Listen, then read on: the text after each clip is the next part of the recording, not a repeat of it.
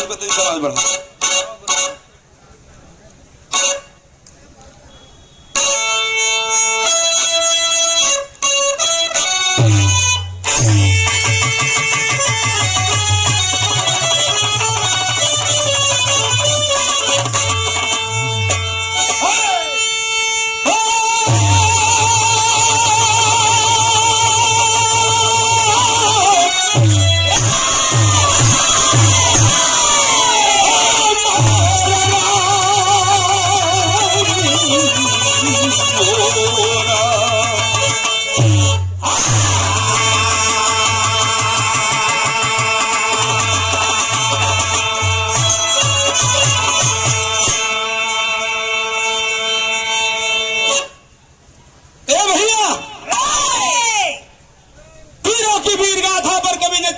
का भूमिका लिखा है जिन्होंने लड़ते लड़ते अपने सरहद हिंद पर शहीद हो गया।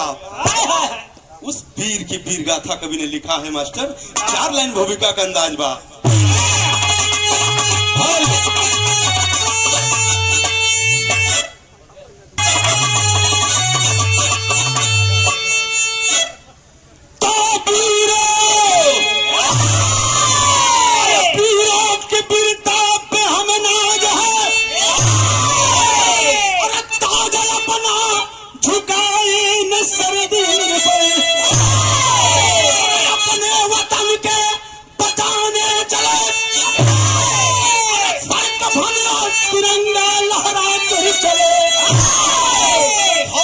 जवानी तो लिखती कहानी पानी मयागी अलग आते तफोदी मन करते जैसे बहादुर को कभी ने वो धड़कन बढ़ा दे तफोदी।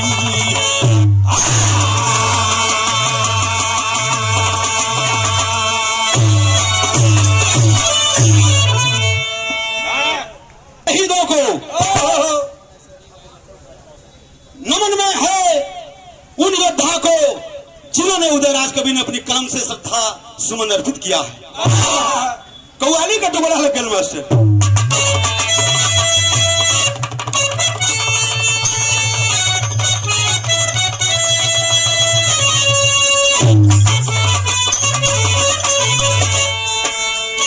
बड़ी पुरान कव्वाली हो जौने कव्वाली के स्वर्गीय बाबू रामदेव गुरु जी गावत का क्यों रामदेव गुरु हुई लेकिन अंदाज उनकर अलग रहल। संकेत हो भैया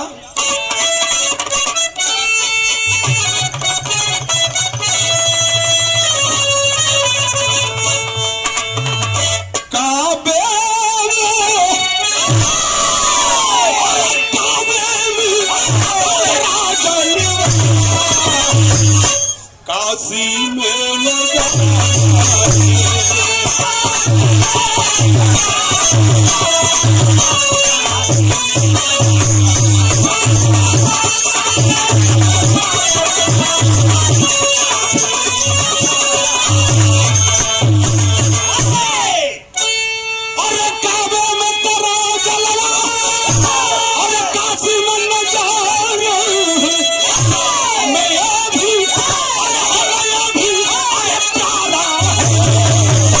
हमें वो भी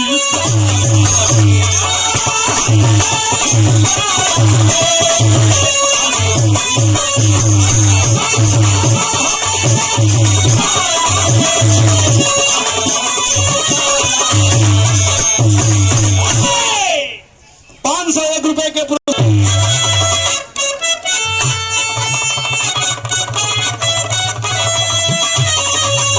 हेलो भैया बिरहा में भाई कवि लिखलन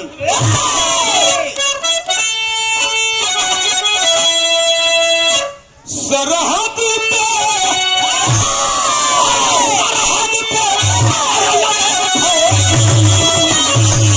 लेकर जिंदगी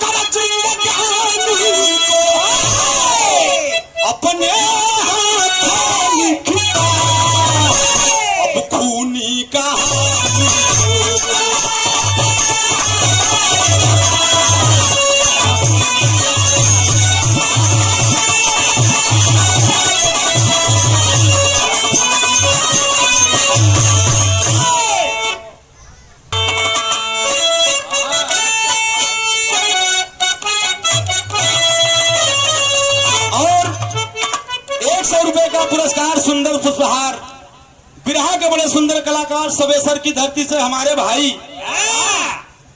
जमुना प्रसाद यादव जो हमें अभी सम्मान किए हैं, भैया के बहुत बहुत प्रणाम बा, सब लोगों के प्रणाम बा।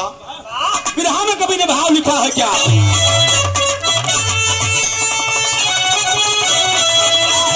सरहद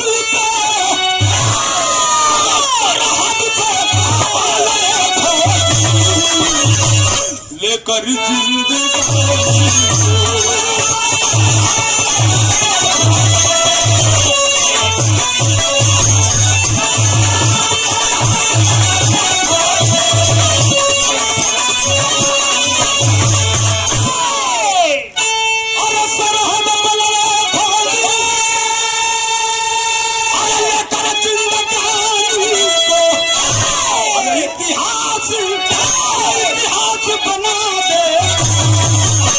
लिख खूनी कहानी।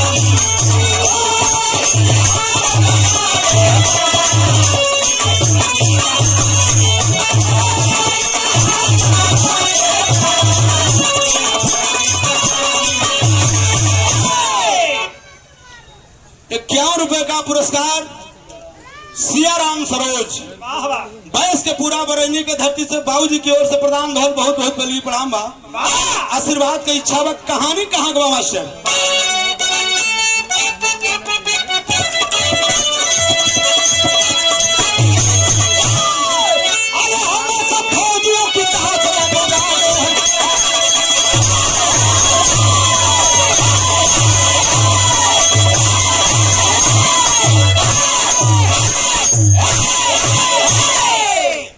जयचंद यादव, अरे हमेशा फौजियों की सहायता को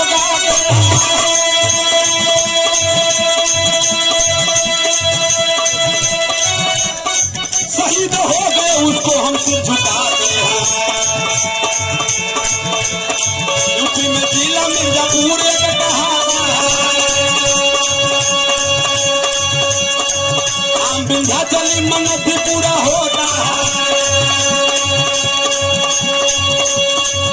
थाना जिगना की ये दर्द भरी कहानी है। राम गौरा संजय सिंह की नादानी है। पत्नी रेखा दो बेटियां जवान रही। रवि सिंह जिसका जो उम्र में किसान रही। करूंगा देश सेवा इच्छा को निभाया है। देश की भक्ति के लिए बहुत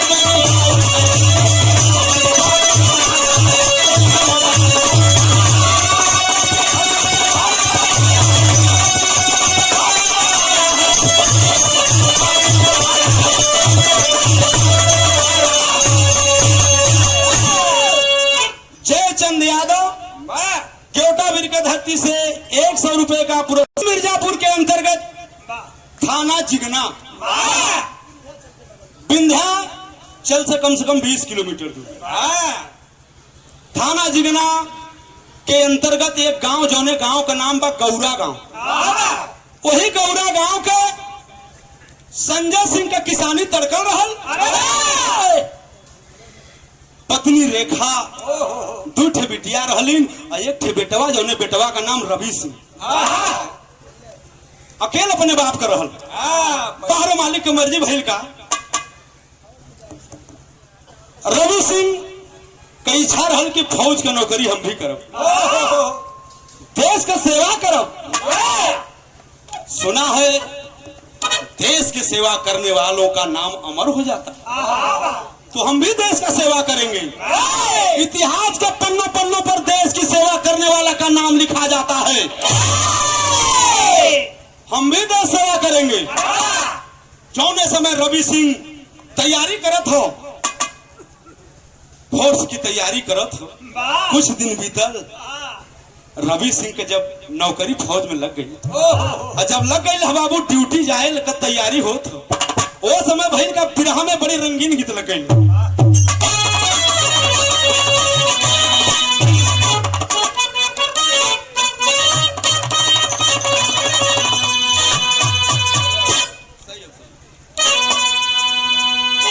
यह गीत बा भर के एक पट्टी कमर हो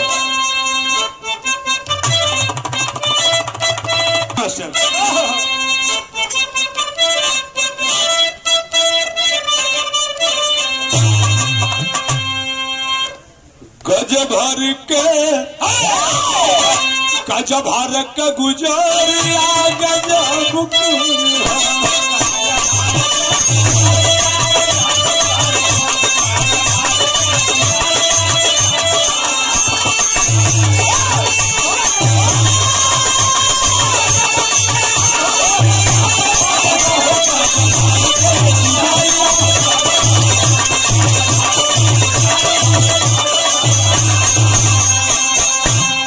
लेकिन जो समय रवि सिंह तैयारी करत हो ड्यूटी पर जाए का वो समय कभी अपनी कलम से भाव लिखलन का लिखलन अरे फिर रवि सिंह फौजिया में चल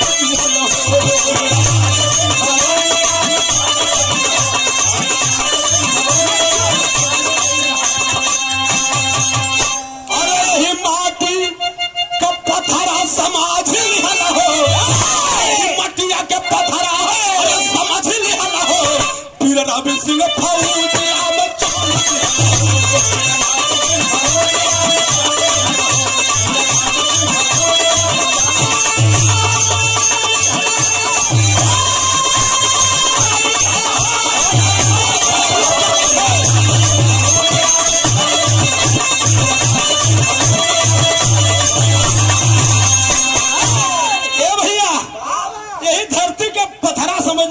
यहाँ कुछ नहीं हो और देश सेवा कैले में सब कुछ हो।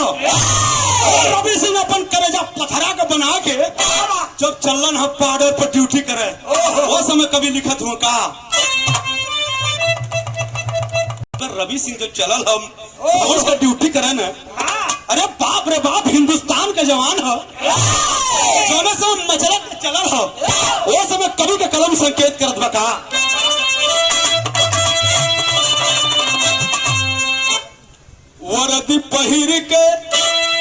वर्दी पहिर के करे लगल रखवारी अरे आंख जब खाई वो करे आंख लगनी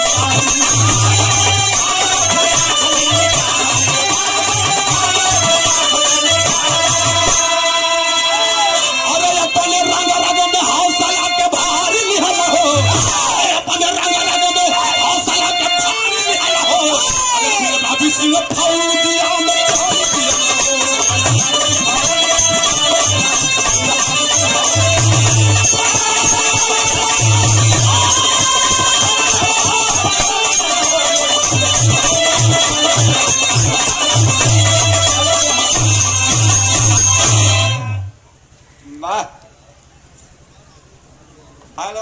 रवि सिंह बॉर्डर पे पहुंचल जो ही बॉर्डर पे पहुंचा एक दिन ड्यूटी कैलन तबले घरे से संजय सिंह बाबू को फोन गल बेटवा रवि कहाँ हुआ लाल कहलो बाबू ड्यूटी पे है भाई तो पहले दिन कहलो बेटा तोहार ड्यूटी पे पहला दिन हो यार घरवा कुल हित में दौड़े लगल कहलो वो काहे दौड़त हूँ कहलो तब अब समझ ला कुल देखो हार परेशान करे लगना तो अगर मौका मिले 2-4 दिन का छुट्टी लेके चल होता तो तोहरो कुछ काम धाम फाइनल हो जाए। रवि सिंह कहला बाबू काहे परेशान हुआ अरे हमारा जिंदगी का कौन भरोसा हो हमारे ब्याहे के चक्कर में काहे पड़ल हुआ कहना बेटा ये धरती पर बाप के रहते बाप कोनो नहीं सोचते कि हमारे बेटवा कुंवार रहे तो के समझे के पड़ी कहला ठीक हो बाबू जब छुट्टी मिल जाए तो हम आपके बता दें वो समय बहन का मास्टर बिरहा में गीत लग गए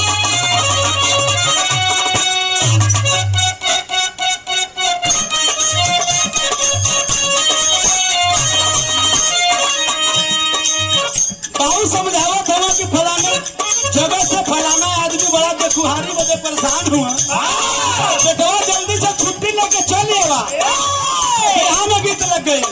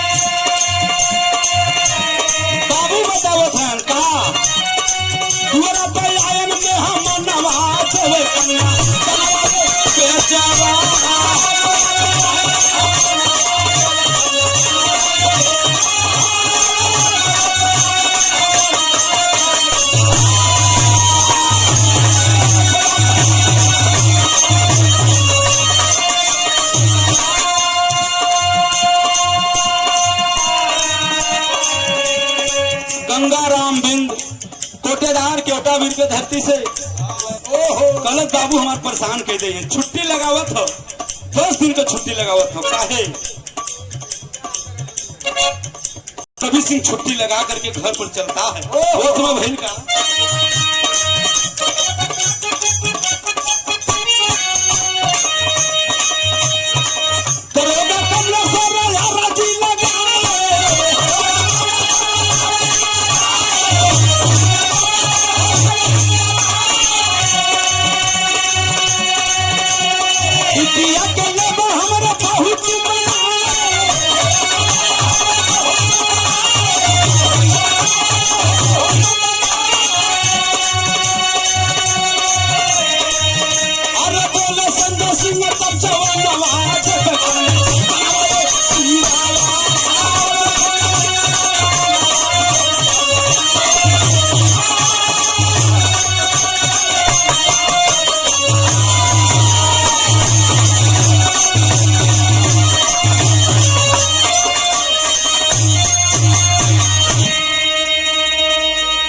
समय रवि सिंह 10 दिन के छुट्टी लेके जब घरे अलन दशरथ बिन सरावा के धरती से बिरहा कमेटी के अध्यक्ष भैया के बहुत बहुत प्रणाम बा 10 दिन के छुट्टी लेके जब अपने गांव कौड़ा में अलन यार दरोगा कमलेश्वर सिंह अपने लड़की का शादी करे बदे देख नहीं चालू रहल संजोग से पहुंच गए रवि सिंह घरे हुवन लड़का देखल लड़का पसंद हो गई शादी का डेट पड़ गई शादी का जब डेट पड़ गई बारात का तैयारी होता वो समय बहन का मास्टर गीत बदल गई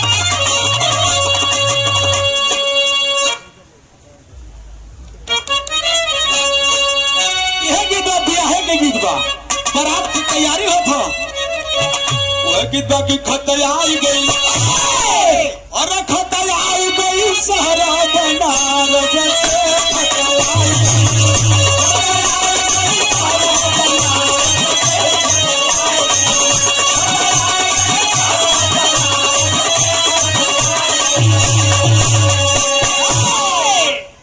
तमाम प्रकार के गवैया गावल सुई डोले अरे सुई डोले कलाई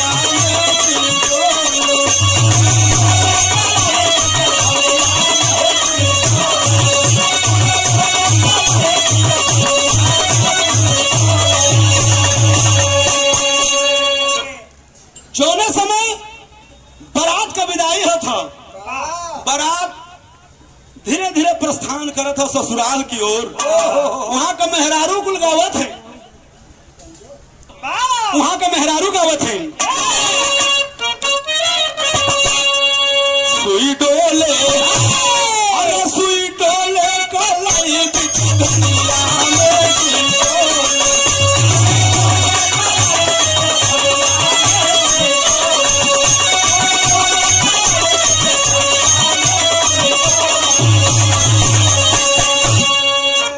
दुल्हा के बहिन का याद चमके वहां का मेहरारू गाँव दुल्हा के बहिन का याद चमके बाल चमके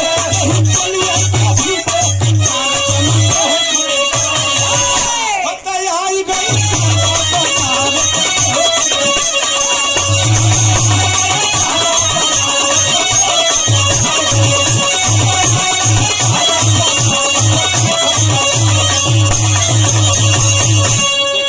राजेंद्र भैया से बर्दाश्त नहीं पीछे रहने एकदम आगे आई गए की दुल्हा के बहिन का आग चमकी पर राजेंद्र यादव सीखन मर्चा वाले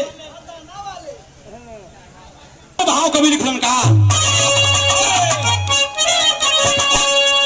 ब्याह हो गई बारात का विदाई हो गया दुल्ही घरे आई गौरा गांव में तब का भयल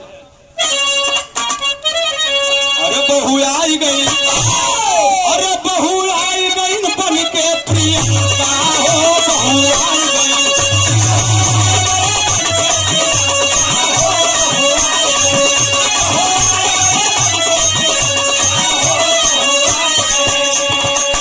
रवि चांदनी को पाया खुशी मन में समाया, रवि चांदनी को पाया, खुशी मन में समाया, रेणु कीर्ति की खुशी नहीं दिल में समाया। बहू आई गई बन के प्रियंका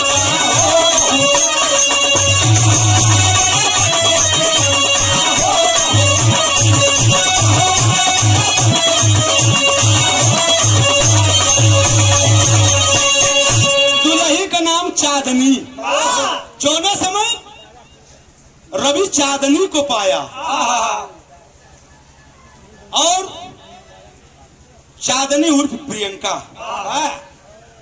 जौने समय प्रियंका के पौलस बड़े खुशी खुशी के जिंदगी गुजारा लगल। एक दिन तो बीतल, एक दिन घरे भी बीतल, दूसरे दिन होत काबा मास्टर वही लाइन से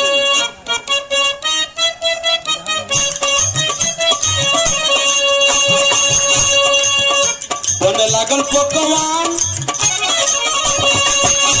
घरों में जब दुल्ही आवली बड़ा सम्मान मिलेला, बढ़िया बढ़िया खाना बनला। रात सुहाग का रात बीतल, दूसरे रतिया में होत काबा मास्टर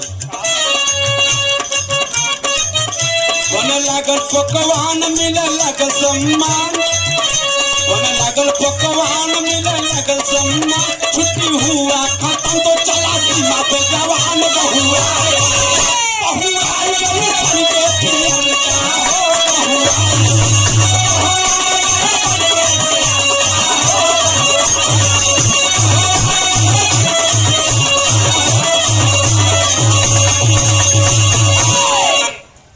ए भैया। दूसरे दिन बॉर्डर से फोन आयल के रे रवि सिंह, शादी तुम्हारी बीत गई कि नहीं? कलो सरकार एक दिन तो बीतल हो, पगलाल हो, जल्दी से आओ, यहाँ लड़ाई लगल हो और तू घरे बियाह करत हुआ। अरे बाप रे बाप। रवि सिंह जब सुनला था कि बॉर्डर पे युद्ध छिड़ गए हिंदुस्तान और पाकिस्तान का, तब रवि सिंह कैले से का मास्टर बिहार में गीत बदल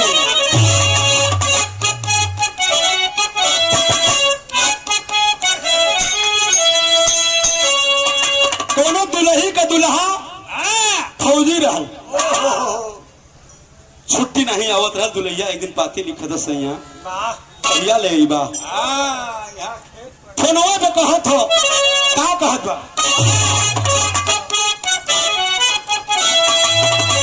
टाइम आई हो कौन टाइम बतावत, होली का टाइम रहल, वही समय कहत हो दुल्हिया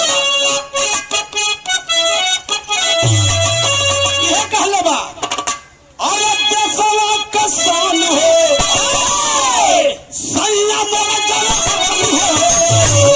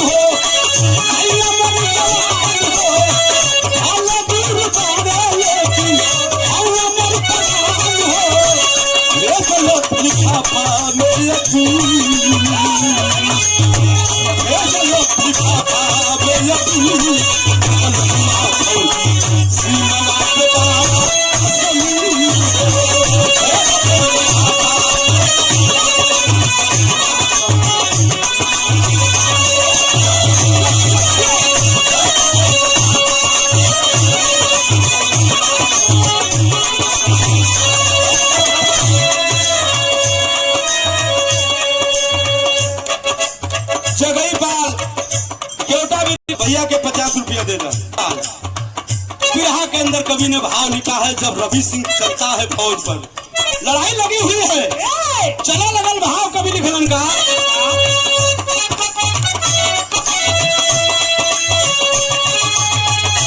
और सीमा पर जवान हो, सीमा पर जवान हो, तूफान हो।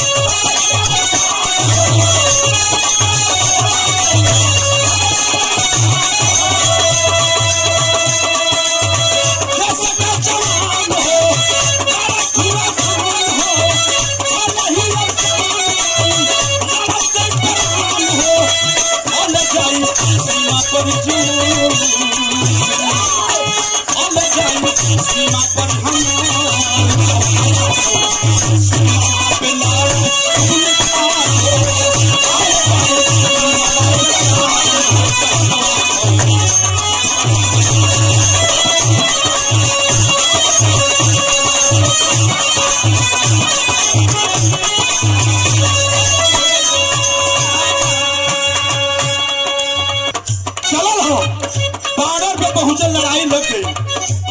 तब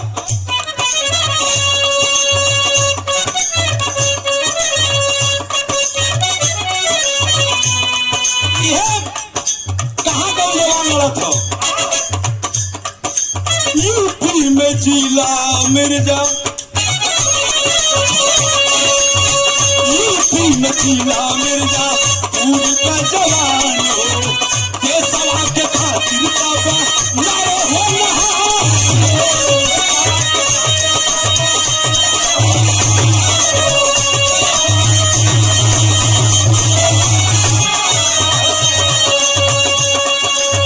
देश का जवान हो, नारे सीना बहान हो।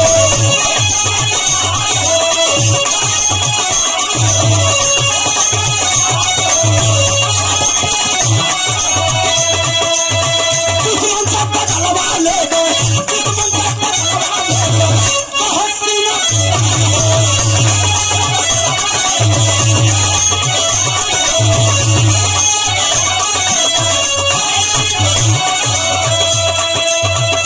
सीना बहान हो, दुश्मन से बदलवा ले दो, सीना बहान हो। देशवा के पीछे हो नहार हो, जवनवा को सीमा पे आधार हो।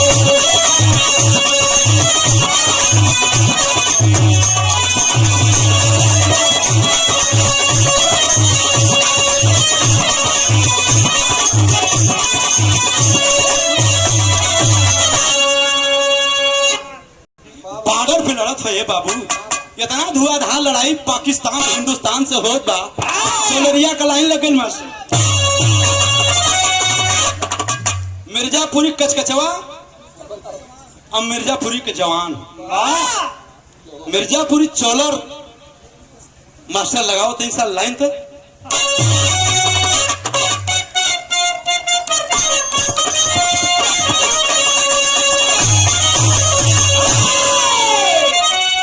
और पारी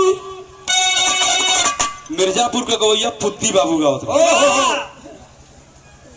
पुद्दी खलीफा कैसे गावत रहे? और पारी उमर कमर लचकनिया,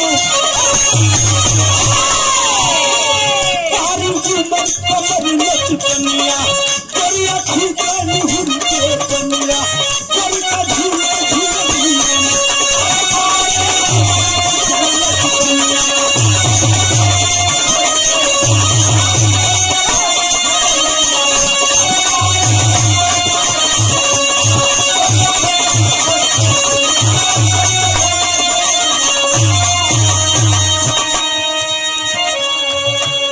₹100 का पुरस्कार बड़े भैया राजू। उमर कमर लचकनिया, सारी उमर कमर लचकनिया, करिया खूबे निहुर के कनिया,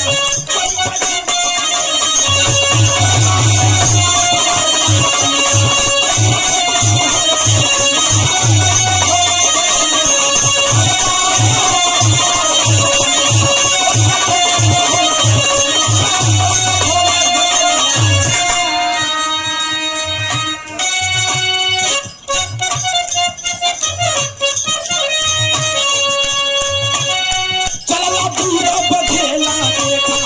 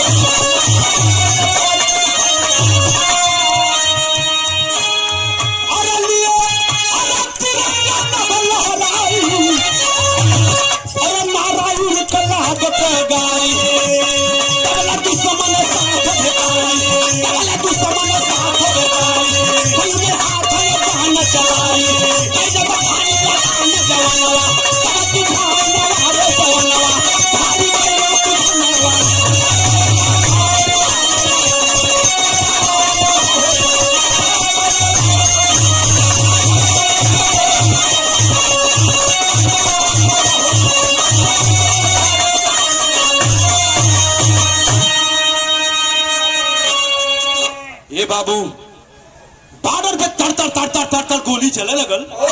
अरे रवि सिंह देख रहा है कि ये गोली कहां से आ रही है।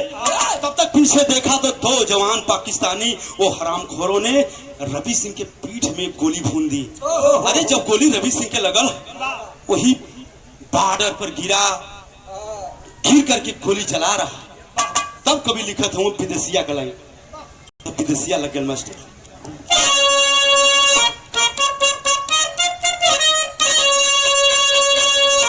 रवि सिंह जवाना के गोली लगल तनावा में धरती पे गिरी गईल हिंद का जवानवा। कोई नहीं, ड्यूटी लगी है दूर दूर पर जवानों की। जो ही गिरा है हाय रे विधाता ऐसन अरे गजब गिरवाला हो घरवा पे जो हाली प्यारी दुल्हनिया। 3 दिन तो ड्यूटी है भाई। तबले हरामजादा पाकिस्तान वाले पीछे से आ करके रवि सिंह के पिछली हिस्सा में गोली दाग देती। जब गोली दागले हुआ धरती पे गिरल है गोली चलावत हल के रोवत बा का हाय राम कही के तब वही धरती पर लेटी गईल कुछ जवान के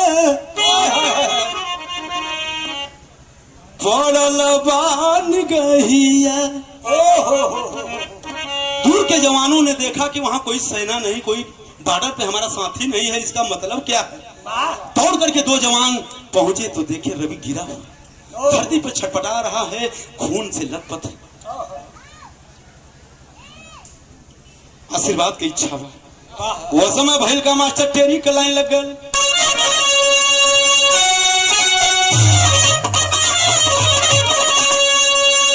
अरे कुर्बानी सानी पानी पड़ गया, कुर्बानी सानी पानी पड़ गया और सुमन समर्पित करते ही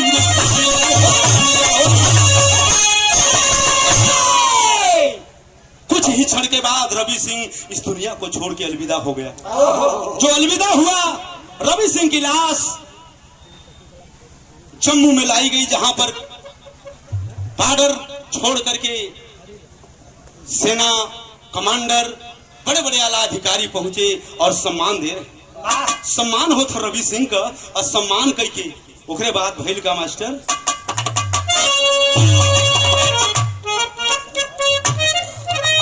चलो लाश मिर्जापुर के लिए जम्मू से रवाना भइल। जौने समय लाश मिर्जापुर पहुंचल है घरे खबर गल गौरा गांव में माई बाबू के करेजवा पे पहाड़ गिर गया। दुल्हिया जोने का नाम प्रियंका, प्रियंका के खबर लगल रोवा था। क्या रोवा था भैया?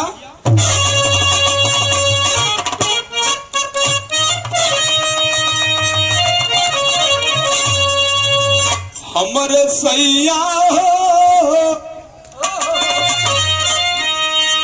हमरे सैया हो काहे के हमके दिहला तू बिसार।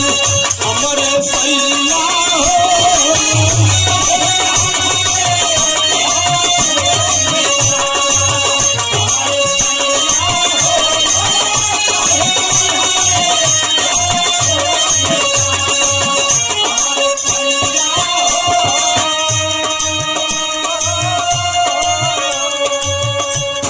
से हमसे तू बतियावाला हमके धीरज बधावाला सात फेरो मरवा न लौके हमके आपन बनौला कि हमरे दिलहा हो। हमरे सैया हो काहे मनिया कि हम मोरौला। हमरे सैया हो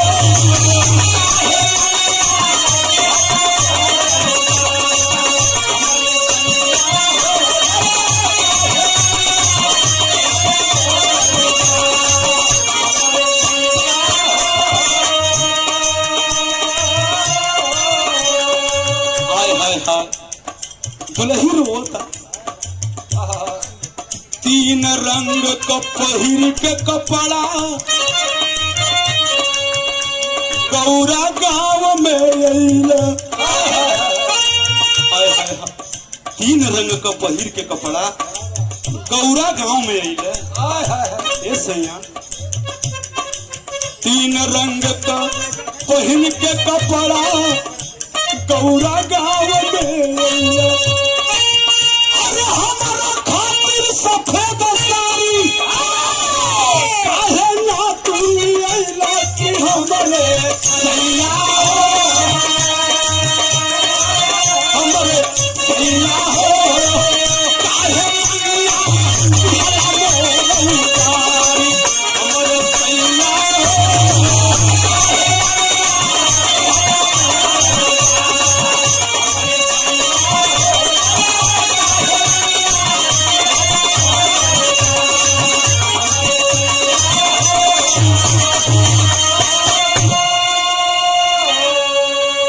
रामकृत यादव उर्फ खुद। लेकिन जौन मतारी पैदा कई के इतना बड़ा कैल हाय हाय वो मतारी रेखा का करे जवाब फाटल।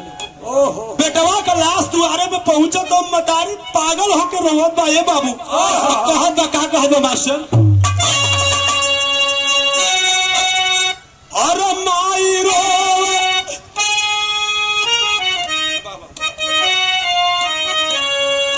अरे माई रोवे लाला के सुरतिया हो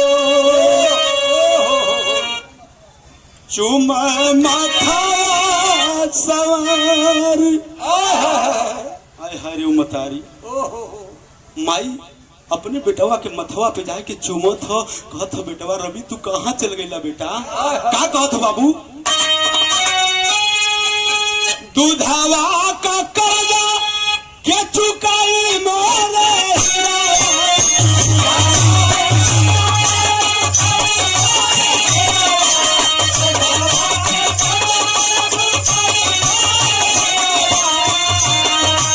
भूली गईला परवी मतरिया का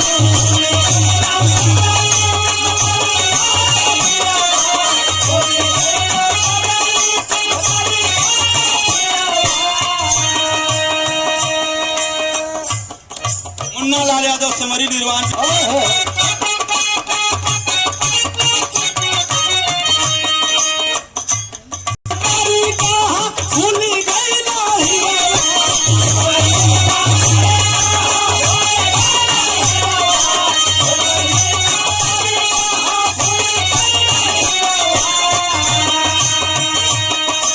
भूली गईला पगली मतरिया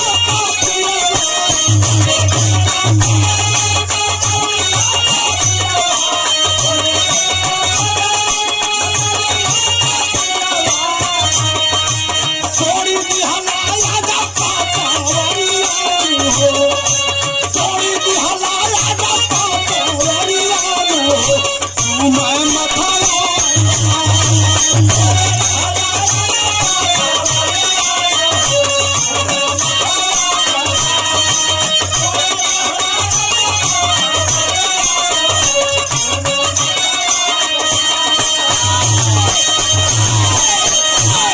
रवि सिंह की लाश गौरा गांव में पहुंचल। गांव जवार पूरे मिर्जापुर में शोक की लहर छा गई। रवि सिंह की लाश के साथ बड़े बड़े आला अधिकारी भी पहुंचे थे। बड़े बड़े अधिकारी बड़े बड़े जिला के डीएम एसपी सब लोग पहुंचे हैं। गांव में शोक की लहर छाई है बाबू। लेकिन एक बहन जौने का नाम कीर्ति कीर्ति अपने भैया के लसिया पे जाके इतनी जोर से गिरल है डीएम साहब के पैर के पकड़ के रोए लगल और रोत हुई एक लाइन गाय के बाद आल्हा लगा दिया।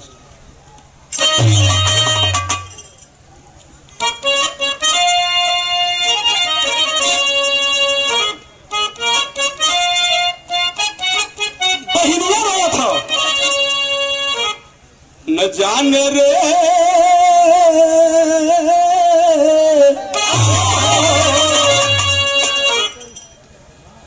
बड़े भैया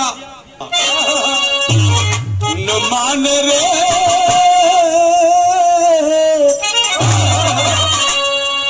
न मान रे भैया कर न माने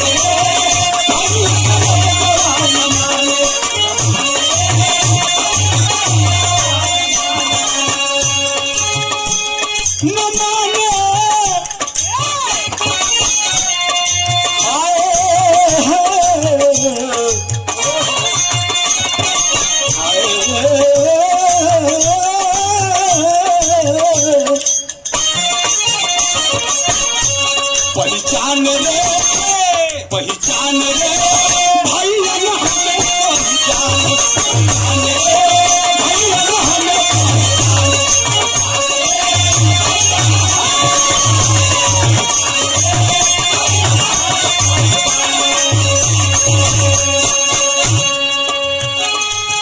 पवन किनारे नैया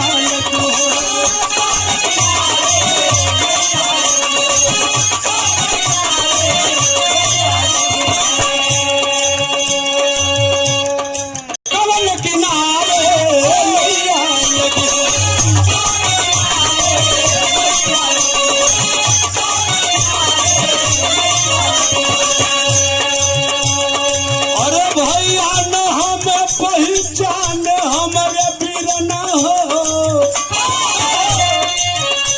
पहचान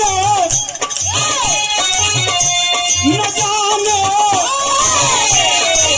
भैया न हमें पहचान भैया न हमें पहचान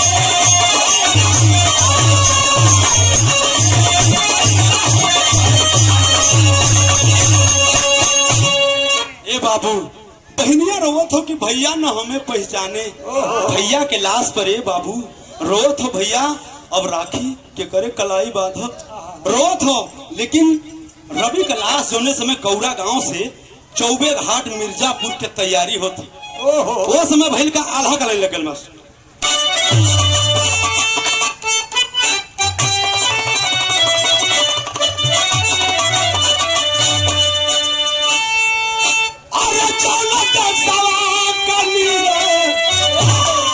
गंगा हो कहाला अरे वही दसवा में गंगा जमुना का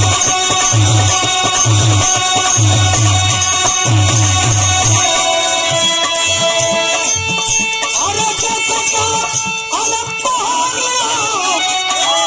कस चला बाजन जवा ये हमरा रामदेव गुरु वाला गाँव है अरे दसका अरे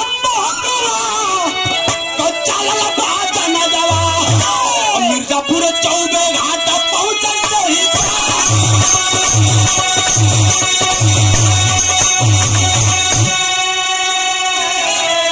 अधिकारी चलो अरे मिर्जापुर नगरिया संगवा में गौवा जवार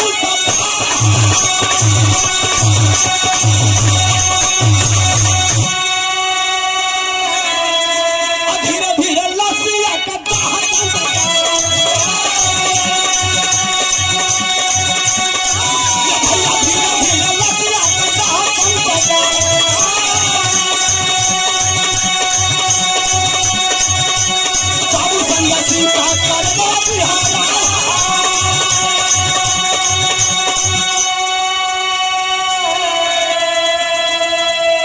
बाबू संजय सिंह वही चौबे घाट दाह संस्कार कैले अपने बेटवा दाह संस्कार करके गौरा गांव की ओर चल पड़े जोने समय गौरा गांव की ओर चले हैं तो कवि को लिखना पड़ा खड़ी के लाइन में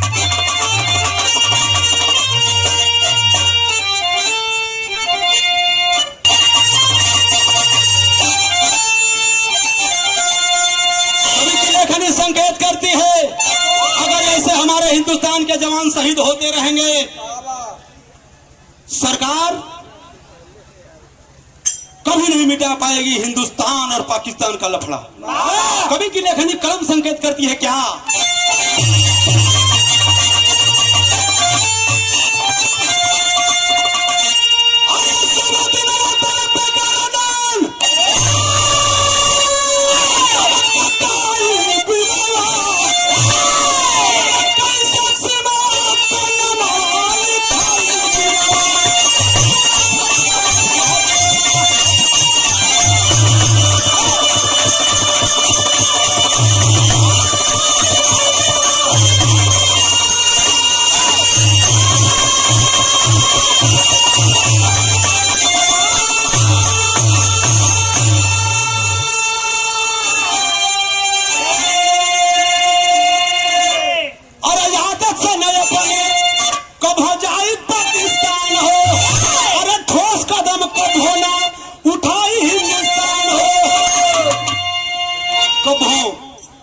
अपने आदत से मजबूर नहीं होगा वो पाकिस्तान, और हमारा हिंदुस्तान ठोस कदम कभी नहीं उठाएगा।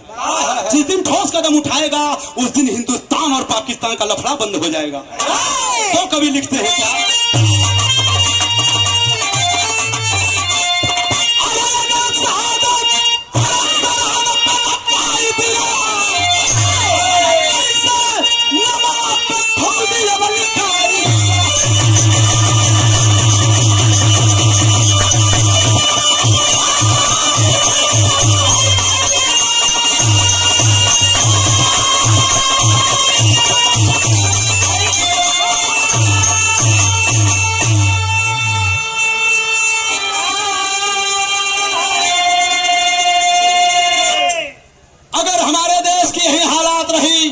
तो हमारे हिंदुस्तान के जवान शहीद होते रहेंगे, मरते रहेंगे, कोई बोलने वाला नहीं मिलेगा, कोई ठोस कदम उठाने वाला नहीं मिलेगा। तो अंतिम लाइन में कवि ने लिखा है कि